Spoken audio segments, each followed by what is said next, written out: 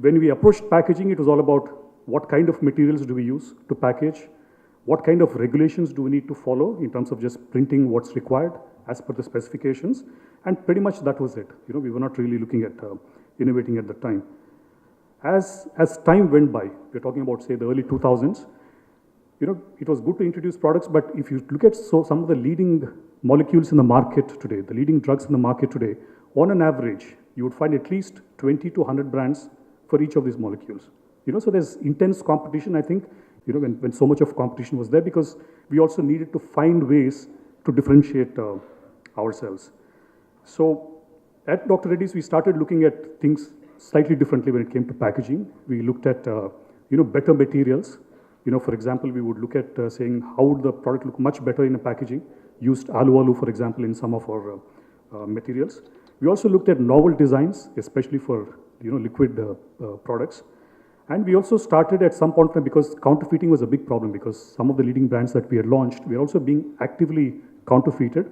Security also became an important component, and we embedded that in the packaging. So we received several recognitions for this at that point of time, because, in terms of the work that we did, because innovated quite a bit on the packaging. So that was the past in terms of how we used to look at things. But at this current point of time, I think there's a shift of a very different kind. Our whole business, the approach, the way we look at it, is also changed quite significantly, and we have just begun a journey in that direction. So I just said it was about molecules and medicines, so far. But then this whole thing has evolved more into health, and in terms of focus, it's more towards the patient. So patient centricity has become a big thing in terms of, how we look at the whole thing. So when we start seeing our business through the lens of a patient, the thinking will be very, very different in terms of how we look at these things. And then in terms of an outcome of that, how we then look at packaging, I think changes quite radically in terms of a thought process. So in a patient-centric design, it's important to keep, the patient needs at heart, while also communicating the brand meaningfully. That's very important. So when it comes to packaging, for example, for the patients, I think, just to put it quite simply, I think it should tell them, the patients, all about the treatment in their language and make it simpler. I think that's one important component. I'm talking more about the Indian context at this point of time in terms of how we look at it. Also, I think it should make them feel confident about the quality of the product and also the company. And more importantly, it should also have some kind of an emotional connect with the brand.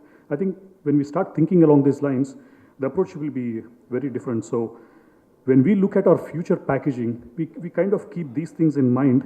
And like I said, the work has just started. And along the way, we were also introduced to a new way of thinking in terms of how we approach this, a term that you commonly keep hearing, at least not probably in India, but at least in the US, a word about design thinking, right? So this was pioneered by David Kelly, who was the founder of a company called IDEO, with whom we had worked very closely in the recent past. And this was the company, for example, IDEO was responsible for creating the first mouse for Apple company way back. So that's something which is famous for.